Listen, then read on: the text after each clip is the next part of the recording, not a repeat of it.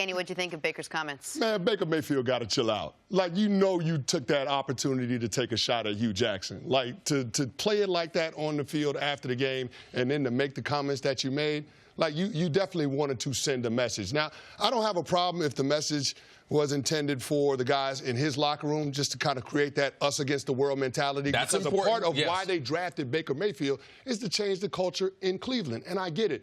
But a part of this, I don't even want to call it immaturity. A part of this is Baker Mayfield being a little naive about how the business of pro football works. And that's to be expected because he's a young guy. He hasn't been involved with it that long. He's been here, 8 months? So, I mean, this is something that's a bit of a learning curve. He'll realize with all the turnover, not just with the coaching staff, but the guys in the locker room, the teammates that you have, like, this is the business of pro football. So I don't think it was right for him to take the shot, but that's his business.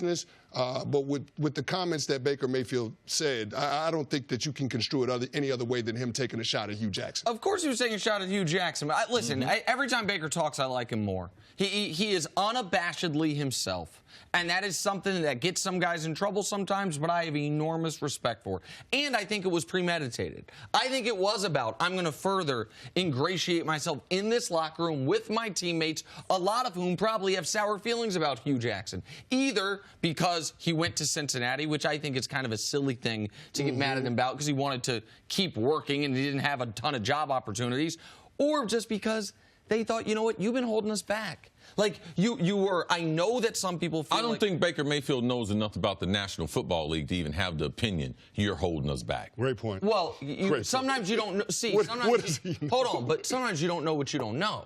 So maybe. Well, it's my job to acknowledge that. Of course, but just because you can say with your experience he doesn't know if you're actually being held back doesn't mean Baker, in his experience, doesn't feel like, of course I know, of course. So you can say that he's wrong, but I just think Baker or guys in that locker room, maybe they're wrong about it, but feel like, man, Hue was holding us back. He was a phony here. Forget that guy.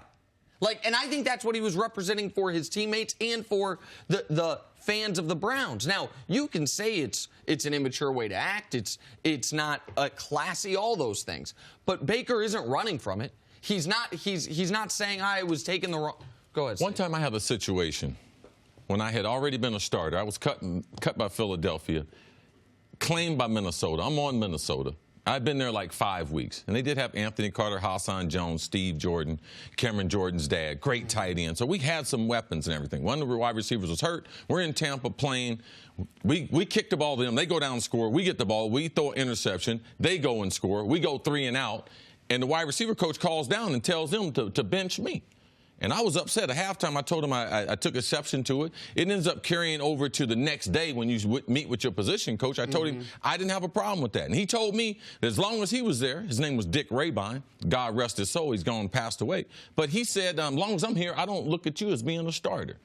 And I said, wow, well, I hope you're not here long. He eventually ended up going other places, and my career ended up taking off as soon as he went out the door. And when someone asked me about Dick Rabine, I couldn't hide how I felt about him. So what I saw in Baker Mayfield is, number one, how he felt about Hue.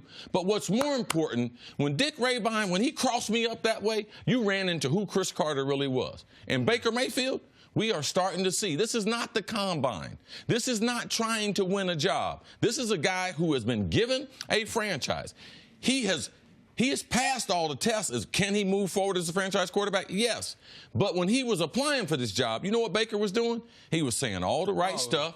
He was making all the right moves. But now, if you're an NFL fan, you're a Cleveland Browns fan, you can expect you're going to get spicy comments. He told you, I am not your typical quarterback. And how he got to where he is not the typical route. That's how you grab your crotch. That's how you plant a flag in someone else's stadium. That's how you get arrested. That's how you have drunk driving. All these things lead to that quarterback who's speaking. So he's already got. I don't think it was drunk driving. He was drinking in public intoxication. Public intoxication. But did you ever see that coach on the field when he was coaching someone else? Of course I did.